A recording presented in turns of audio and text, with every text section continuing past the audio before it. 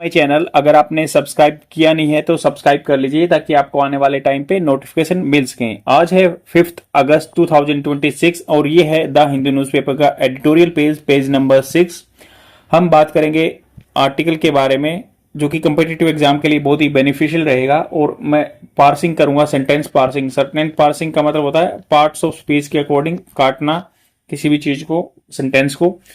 और हम जानेंगे हर एक वोकेबलरी वर्ड को जो यहाँ इस आर्टिकल में आएगा। उससे पहले कुछ जनरली जो वोकेबलरी वर्ड आपको एसएससी एग्जाम में फेस करने होते हैं या बैंकिंग एग्जाम में फेस करने होते हैं उनको भी हम डिस्कस करेंगे, इडियम फ्रेजेस को डिस्कस करेंगे। तो ये आपका होलिस्टिकली एडवांसमेंट करेगा with regard to the English language. और ऐसे मतलब एक एक करके एक एक वर्ड जोड़ के आप अपने लेक्सिकन को बहुत ह्यूज या हमंगस कर सकते हैं। ऐसा ही एक तरीका है जिससे आप सीख सकते हैं। नहीं तो आप बहुत सारे एडवांस जो कोचिंग इंस्टीट्यूशन है वहां पे अपना फीस डिपॉजिट कर सकते हैं और आपको रिजल्ट नहीं मिलेंगे, टेंजिबल रिजल्ट नहीं मिलेंगे, क्योंकि ये चीजें टाइम टेकिंग है और आप जितना एफर्ट डालेंगे टाइम टेकिंग है, टाइम लेके ही बनेंगी। जैसे हिंदी लैंग्वेज सीखी वैसे इंग्लिश लैंग्वेज सीखेंगे। तो स्टार्ट करते हैं अपना पहले idiom and phrases and antonyms and synonyms देखते हैं। तो पहला वर्ड है कट कॉर्नर्स। तो यहाँ पे ये इडियम क्या होता है? मुहावरा। मुहावरा दिया हुआ है कट कॉर्नर्स। कट कॉर्नर्स का मतलब do something in A inexpensive और इजी वे, मतलब सस्ते में काम चला दिया और बिना खर्चे के।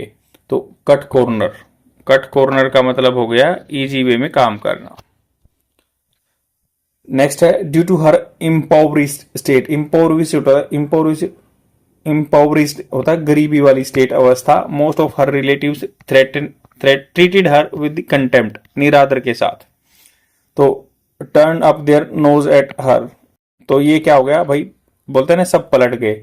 Turn up their nose at her मतलब अपनी नाक पीठ कर ली, नाक उधर कर लिया। तो जैसे तिरस्कार करना या नफरत करना। नेक्स्ट है the leader of the legislative assembly won the hearts of the members through his maiden speech. Maiden होता है first speech during the session in the state council. तो मेडन स्पीच का क्या यहाँ पे इडियम बता दिया? First speech. नेक्स्ट है ए time when money might unexpectedly be needed. तो एक समय जब मनी की, माइट मतलब बिल्कुल लेस पॉसिबिलिटी दिखाता है। ए time when money might unexpectedly be needed मतलब ऐसा हो सकता है कि भाई पैसे की एकदम से जरूरत पड़ जाए, तो रेनी डे उसको बोल सकते हैं। नेक्स्ट है on the most appropriate meaning of the given idiom, on the ball. On the ball का मतलब हो गया aware of any changes and developments and quick to react to them, मतलब एकदम से तुरंत रेडी रहना। अवेयर चेंजेस डेवलपमेंट के और quick to react to them, on the ball. सतर्क और चुस्त बोल सकते हैं। Reena pulled a long face since her husband had not brought her a diamond necklace on their anniversary. To look saddened मतलब इसका मतलब होगा pulled a long face. To look saddened मतलब दिखना उदास, मुंह लटकाना, उदास होना। टू लुक सैडेंड या पुल्ड ए लॉन्ग फेस मतलब लंबा फेस खींच लिया।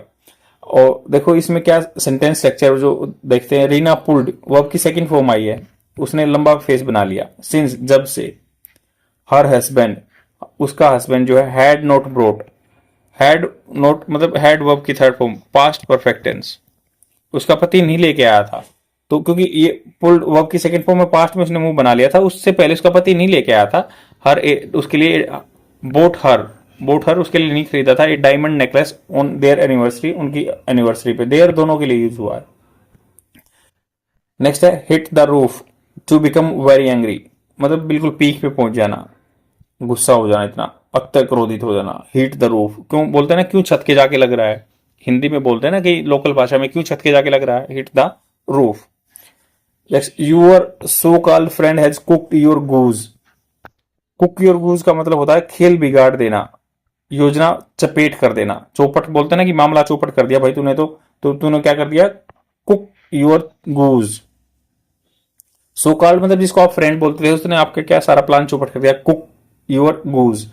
टू इंटरफेयर विद हस्तक्षेप करना। इंटरफेयर का मतलब होता है हस्तक्षेप करना, डिसरप्ट करना, र्यून खराब कर देना। समथिंग फॉर समवन कुछ चीज जो है किसी के लिए। I thought Sadhana would always stick by me, but when I got into trouble, she turned out to be an blank. तो I thought, मैंने सोचा, साधना would always stick by me, मतलब मेरे साथ चिपकी रहेगी। देखो ये क्या है, आई थॉट, वो आपकी सेकंड फॉर्म पास्ट। अगर पास्ट में आप कोई सोचते हो ना कि भाई मैंने सोचा था मैं ऐसा करूंगा, तो वहां पे वुड यूज होगा, ये याद रखना। कई यही स्पोकन इंग्लिश सुधारता ना, जैसे बोलते कि आप मैंने कल सोचा था, yesterday I thought I would go, I thought I would go to the city, मतलब कल मैंने सोचा था कि मैं सिटी जाऊंगा, तो इसलिए यहाँ पे वुड यूज होगा, वुड ऑलवेज स्टिक बाय मी। तो इसने सोचा था कि भी साधना मुझसे चिपकी रहेगी, but when I got into trouble, जब मैं प्रॉब्लम में आया ना, she turn out to be an fair weather friend. तो इसके लिए क्या होगा, फेयर वेदर फ्रेंड, यहाँ पे ब्लैंक में आ जाएगा। फेयर वेदर मतलब अच्छा आदमी हो, सुख के साथी। अब चलते हैं अपने आर्टिकल पे, या उससे पहले कुछ वोकेबलरी वर्ड भी जान लेते हैं, एंटोनिम्स हैं जो। कैटास्ट्रोफी, कैटास्ट्रोफी होता है आपदा, ट्रबल, आपदा, तबाही। इसका अपोजिट क्या होगा, सक्सेस हो गया। नर्चर होता है पोषण करना, किसी चीज को पोषित करना, बोलते हैं ना कि मेरे माता पिता ने मुझे पोषित किया है, नर्चर किया है। इमेकुलेट होता है बिल्कुल निर्बल, मतलब जो बिल्कुल बेदाग, इमेकुलेट बिल्कुल सफेद भी कह सकते हैं, या बेदाग बोलते हैं ना कि वह उसका मतलब कैरेक्टर बिल्कुल इमेकुलेट है, शांति मिलती है उसको देख के, इतना स्वच्छ पवित्र उसका कैरेक्टर है। एक वर्ड होता है इम्पेकेबल, इम्पेकेबल का भी मतलब होता है कि भाई बिना त्रुटि का, बोलते हैं ना कि he is speaking impeccable English. Disaster होता है आपदा। जैसे रिलेक्टेंट, रिलेक्टेंट होता है अनिच्छा, बोलते हैं ना कि इवेड कर रहा, वो चीजों को, उसकी इच्छा नहीं काम करने की, टाल रहा। इवेड होता है टालना, डो डज करना।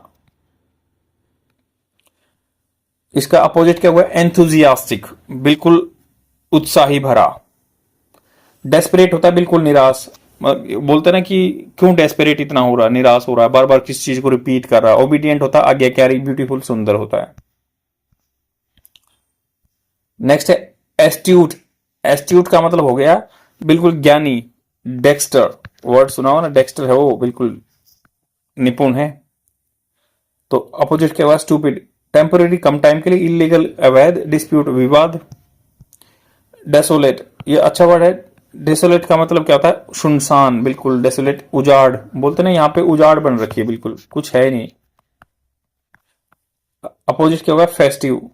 एल्यूजिव होता है किसी को जैसे सांकेतिक करना, एल्यूजिव, सांकेतिक।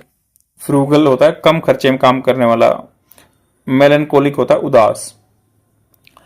आज काफी हो गए, तो अब चलते हैं अपने आर्टिकल पे।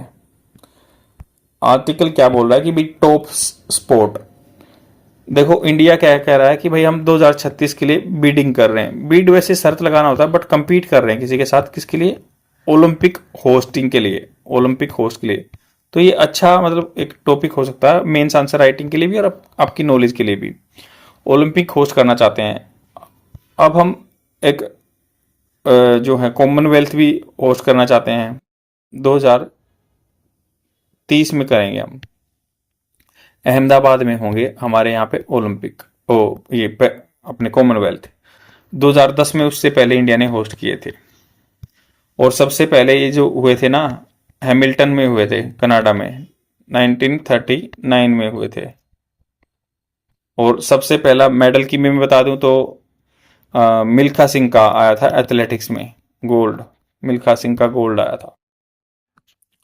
और 1939 में ही सबसे, अगर इंडिया का पहला गोल्ड की बात करें तो रेसलिंग में ही आया था, और उनका नाम हामिद था, जो रेसलर थे उस टाइम पे 1939 में। और सबसे पहला लेडीज का मेडल 1950 में आया था। तो ये जीके की इंफॉर्मेशन है, आप याद रख सकते हैं, वन लाइनर बन सकता है कभी भी कहीं भी। अब यहाँ पे बात कर रहे हैं कि भाई जैसे इन टॉप स्पोर्ट पे आने की एक वर्ड यूज होती है, tops, top Olympic podium sport. Podium होता है जहां पे डायस, डायस एक वर्ड होता है, मंच।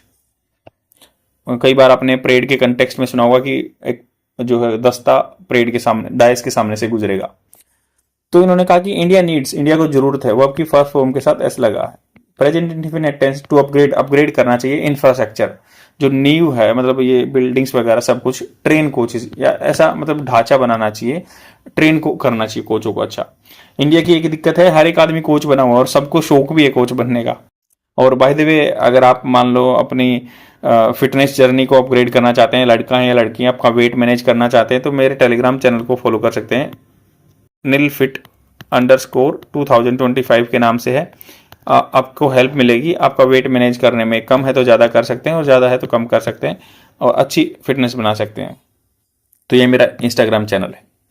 तो उन्होंने कहा कि one of the biggest impediments, तो मैंने बताया कि भाई इंडिया में बहुत सारे कोच हैं, तो इम्पेडिमेंट टू अभी क्या है, एक एक्रीडिशन सिस्टम। एक्रीडिशन होता है किसी चीज़ का एक मोहर देना, भाई उसको मान्यता देना, एक्रीडिशन। एक वर्ड होता है इम्प्रीमाच्योर। इम्प्रीमाच्योर इसका मतलब होता है कि मोहर लगाना, अपनी कंसेंट देना। तो एक्रीडिशन तो किसी की जो क्वालिटी को जांच करना, एक्रीडेट बोलते हैं ना, एक्रीडेटेड इंस्टीट्यूशन है ये। और इम्प्रीमेच्योर है मोहर लगाना। तो ऐसे याद रख सकते हैं, डेली आपका अपग्रेड होता चला जाएगा। One of the biggest impediment, impediment होता है बाधा, टू इंडियाज एस्पिरेशन, इंडिया की जो आकांक्षाएं हैं, टू बिड फॉर, बिड जो शर्त लगा रहा, कंपीट कर रहा है 2036 के ओलंपिक के लिए, is the lack of enough world class performer. World class level पे परफॉर्मर नहीं है यहाँ पे इंडिया में। क्योंकि अभी देखो, ये आगे बात भी करेगा कि भाई हम जो है सबसे अच्छा तो 48 नंबर पे आए थे टोक्यो ओलंपिक में, और फिर आए थे 71 पोजीशन में जो अगले जो 6 मेडल आए थे ना 2024 के पेरिस ओलंपिक में। तो हमारे पास टॉप एथलीट नहीं है, हमारे मेडल कम आ रहे हैं। यहाँ पे 7 मेडल आए थे जो टोक्यो में 2021 में। अब पेरिस में हमारे 6 मेडल आए थे जब 71 पोजीशन पे थे। अगर हम होस्ट कर रहे हैं तो एटलीस्ट 10 जो 1 से लेके 10 जो नंबर होता है उसमें आए तो अच्छा रहेगा ना। तो देखो, ये वन ऑफ द बिगेस्ट इंपेडिमेंट है इंडिया की जो एस्पिरेशन है, बिड कर रहे हैं, कंपीट कर रहे हैं 2036 के ओलंपिक्स के लिए। In the lack of enough world class performers हैं हमारे पास। For India a prospective host, prospective मतलब हो सकता है, प्रस्ताव दिया गया है। प्रोस्पेक्टिव होस्ट मेजबान बनेंगे, targeting a prestigious top 10 finish is a humongous task. Humongous gigantic, बहुत बड़ा टास्क है ये।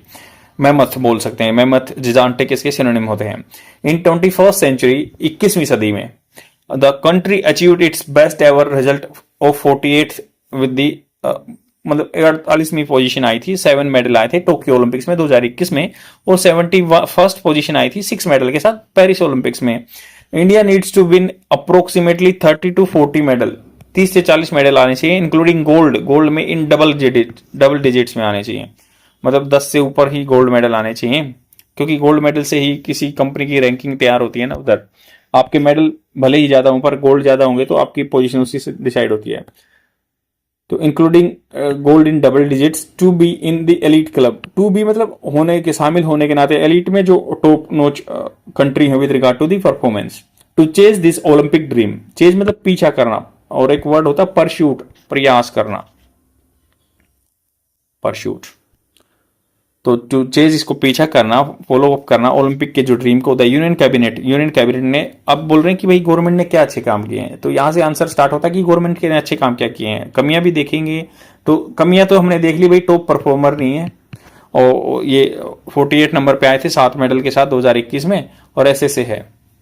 अब यहाँ पे क्या कर रही है गवर्नमेंट, चेज कर रही है ओलंपिक ड्रीम को। यूनियन कैबिनेट ने अप्रूव कर चुकी है। अलोकेशन होता है आवंटन करना, लगभग 29,000 करोड़ रुपए, and 8-fold increase, 8 Guna increase हो गया for the new phase of Khelo India scheme. Khelo India scheme एक चलती है इंडिया में, क्योंकि अर्ली टैपिंग हो उसके टैलेंट की, क्योंकि भाई मेडल आने के बाद तो सब उसको प्रोमिनेंट बना ही देते हैं, जैसे Neeraj Chopra, but early tapping होगी खेलो इंडिया के दौरान। क्या होता है, अगर कोई बच्चा ओलंपिक खेलने जा रहा है या कोई और गेम खेलने जा रहा है, एशियन गेम खेलने जा रहा है, 5-10 लाख रुपए खाते में चले जाते हैं। खेलो इंडिया में मेडल आता है तो स्पॉन्सरशिप मिल जाती है। उस स्कीम में 29,000 करोड़ रुपया लगा दिया गवर्नमेंट ने। द प्राइमरी गोल, मुख्य जो टारगेट है of this ambitious grass root programme, grass root मतलब लोकल लेवल पे काम हो रहा है ना, इज टैप टैलेंट को पकड़ना अर्ली फॉर 2026 ओलंपिक्स के लिए। और अर्ली टैपिंग इसलिए है कि भाई जैसे जो खेलो इंडिया स्कूल्स गेम होते हैं, खेलो इंडिया यूनिवर्सिटी गेम होते हैं, खेलो इंडिया यूथ गेम्स होते हैं, तो खेलो इंडिया पैरा गेम्स होते हैं, तो ऐसे से है। तो it aims to increase Khelo India centre increase होंगे, state and national centres of excellence जहां पे अच्छा परफॉर्म कर सके। एक्रीडाइटेड, जो कि जिनको मान्यता मिल सके, एकेडमी फॉर रफली 1 पर डिस्ट्रिक्ट, एक डिस्ट्रिक्ट में एक तो एकेडमी होनी चाहिए जो एक्रीडाइटेड है या एक्सीलेंस सेंटर ऑफ एक्सीलेंस है, जहां पे अच्छा कर सकते हैं। More than 1000 centres at present, अब 1000 से ज़्यादा सेंटर प्रेजेंट हैं, टू एन एवरेज ऑफ 2 और 3, मतलब हर मतलब डिस्ट्रिक्ट में 2 और 3 हैं, involving schools and clubs and encouraging talent children to compete in the club level event. अब हमें इंक्रीज उत्साह भरना चाहिए बच्चों में कि भाई क्लब लेवल पे जो गेम होते हैं उनमें इवेंट में पार्टिसिपेट करें। अपग्रेड कर दें फैसिलिटी को, असिमुलेटेड होता है मिलाना, असिमुलेशन होता है मिक्सचर, कॉन्ग्लोमरेट भी बोलते हैं। ग्रास रूट कोचेज को, ग्रास रूट लेवल पे जो कोच है उनको मिलाइए। एंड टेक्निकल ऑफिशियल्स को are essential ingredients of the wholesome scheme, जो पूरी स्कीम के लिए जो लोकल लेवल पे कोच बहुत बड़ा रोल निभा सकते हैं। ये novel concept of upgrading the knowledge, novel मतलब नया, एक वर्ड होता है नोविस, नव सीखिया, बट यहाँ पे नोवल क्या नया कंसेप्ट आया है।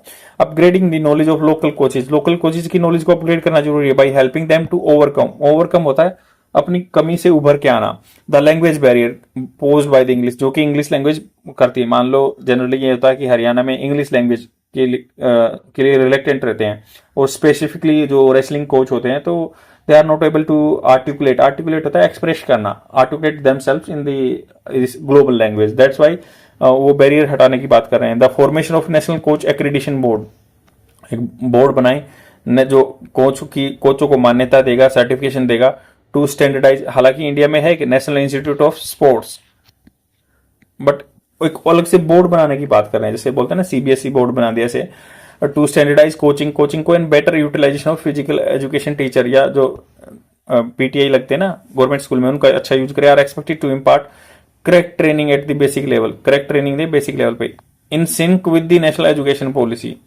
जो नेशनल लेवल पे एजुकेशन पॉलिसी है, Khelo India feeder school, Khelo India में जो फीडर स्कूल खोले या खेलो इंडिया उत्कर्ष विद्यालय इनिशिएटिव आर डिजाइन, ये किए हैं डिजाइन टू इंटीग्रेट मिलाने के लिए एजुकेशन एंड स्पोर्ट्स को मिला देंगे। तो खेलो इंडिया फीडर स्कूल आ गए हैं, मान लो उनमें बच्चे एडमिशन लेंगे तो गेम पे ज्यादा फोकस दिया जाएगा, उत्कर्ष विद्यालय बना दिए गए हैं। एग्जिस्टिंग खेलो इंडिया एथलीट्स प्रोग्राम जो चला हुआ है लगभग 2904 एथलीट्स को स्पॉन्सर कर रहा है, and new emerging Khelo India athletes initiative भी आ रहा है।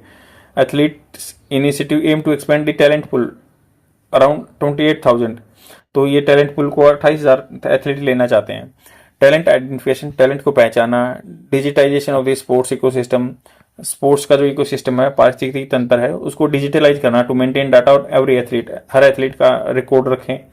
Bottom to top communication channel रहना चाहिए, आर इट्स की कंपोनेंट, ये की कंपोनेंट है। द ओवरऑल आउटले जो पूंजी है, including assistance to national sports federation, सहायता देना नेशनल स्पोर्ट्स फेडरेशन पे, स्टैंड्स एट स्टैगरिंग लगभग 36,000 करोड़ रुपए फॉर 2026 से 31 तक। However the biggest challenge will be effective, सबसे बड़ा चैलेंज ये है इफेक्टिव रहेगा इन ट्रांसपेरेंट इंप्लीमेंटेशन, ट्रांसपेरेंट लागू करना of the scheme. Enabling talent को इनेबल करना, उनको मदद देना to upgrade to the highest level, ताकि वो हाईएस्ट लेवल पास के। Already back by the target of podium scheme, पहले से ही वो क्या बैक किए गए हैं, टारगेट जो है transparent implementation of scheme, transparent पारदर्शी करना, इनेबल करना टैलेंट को अब ग्रेजुएट थे हाईएस्ट लेवल पे, ताकि वो ग्रेजुएट्स उसके हाईएस्ट लेवल पे स्नातक बन सके। Already back by the target Olympic, जो टॉप स्कीम चली हुई है, टारगेट है ओलंपिक पोर्ट स्कीम्स पे। With an eye on the 2026 Olympics पे नजर रख के, बियॉन्ड विल बी क्रूशियल, ये इससे आगे ज्यादा क्रूशियल होगा। The 2020 Commonwealth Games in Ahmedabad will be immediate test, 2030 में जो कॉमनवेल्थ गेम होंगे ना अहमदाबाद में, इमीडिएट टेस्ट हो जाएगा तुरंत। The other major hurdle for the India attempt to emerge as a sporting power is its dubious distinction as a doping hub। हाँ, एक ये चीज इशू है कि मुद्दा ये है कि भाई इंडिया क्या है, डोपिंग में बहुत टॉप नॉच उसमें आता है। कैसे? इलीगल जो सब्सटेंस बोलते हैं, जैसे साल्ट यूज होते हैं जिनसे परफॉर्मेंस इनहांस हो जाती है, और इसलिए इंडिया में एक होता है नाडा, नेशनल एंटी डोपिंग एजेंसी, जो कि एफिलिएटेड है वर्ल्ड एंटी डोपिंग एजेंसी से। तो 2024 में वर्ल्ड एंटी डोपिंग एजेंसी की रिपोर्ट आई थी, और लगभग ये 274 एथलीट जो थे ना, लगभग सैंपल हुए थे 7,1100, मतलब 7100 जो है, लगभग 7,000 सैंपल हुए थे, उसमें से 274 जो इंडियन एथलीट्स थे वो पाए गए थे डोपिंग का यूज करते हुए, मतलब गलत सब्सटेंस का यूज करते हुए, परफॉर्मेंस एनहांसमेंट ड्रग यूज करते हुए। तो ये बहुत ही डिफेम है, चीज़ें मतलब बदनाम करती हैं, और नंबर 1 पे है इंडिया इस चीज़ में। तो इस चीज़ को मतलब या तो चीज़ों का यूज करना नहीं आ रहा है, या फिर गलत चीज़ यूज कर रहे हैं परफॉर्मेंस बढ़ाने के लिए। तो ये चीज़ें हैं कि डिस्टिंक्ट डोपिंग हब माना जाता है। स्ट्रिक्ट एंटी डोपिंग मेजर्स लेने चाहिए। Promotion of sports culture by maximizing the scope of fit India movement. Fit India movement के बार बार जैसे एथलीट रनिंग वगैरह के इवेंट होते रहते हैं, मैराथन होती रहती है। या focus on grass root development must go hand in hand, एक से हाथ मिला के चलना चाहिए टू अचीव डिजायर्ड रिजल्ट, ताकि अच्छे रिजल्ट मिल सके, टॉप 10 में आ सके ओलंपिक में। तो आज के लिए इतना ही। Thank you very much. Like and comment जरूर कर देना, काफी लंबा वीडियो हो गया बट अच्छे से चीजों को इंक्लूड करने की कोशिश की है मैंने। बाय।